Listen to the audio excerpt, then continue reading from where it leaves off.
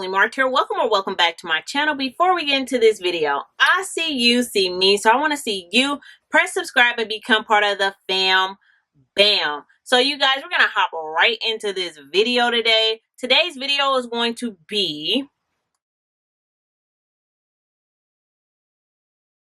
Hey guys, so the ingredients you're going to need is a heat-proof jar, a bar of Black African soap, a accurate scale, healing clay, shakakai powder, aloe vera powder, and those are the only ingredients. Also hot water, so you can do your hot water however you want to boil your hot water. I use a boil kettle, but I'm going to measure out 29.8 grams of the black soap.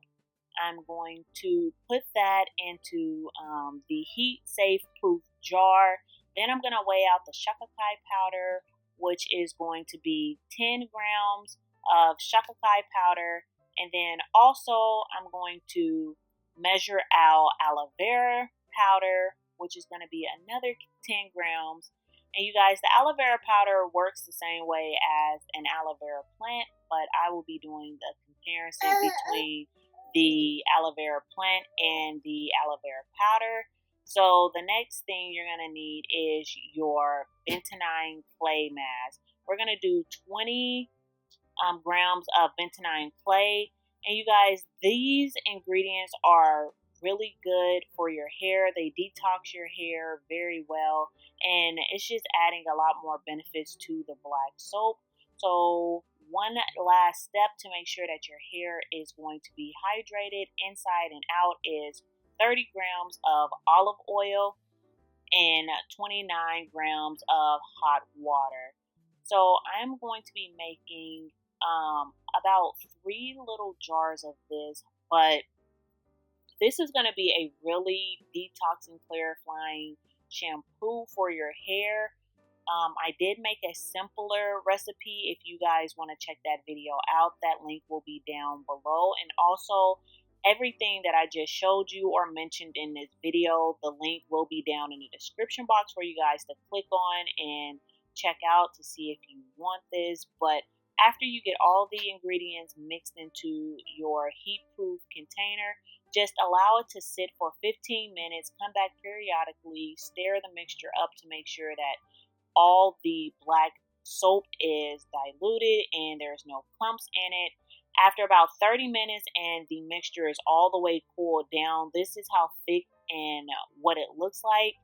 You're going to use your strainer, strain this mixture, you guys. You must strain the mixture because Black African soap do have little rocks. I don't know if they're rocks, but it has natural little bits in it, and you don't want that to be stuck in your hair. And also, we did use a powder, so some of it may not have gotten diluted or stirred up good enough. So before you put this into any applicator bottle or a spray bottle or whatever you're going to be adding it to your hair, so your bottle don't get clogged up, just make sure you strain it, because as you can see, there's little chunks in there and you don't want that to get stuck in your hair.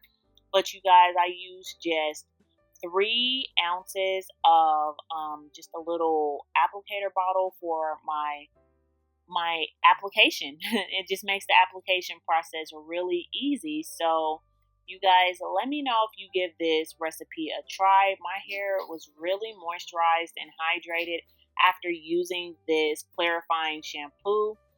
Leave comments down below if you would like to see a demo on me using this shampoo for my hair.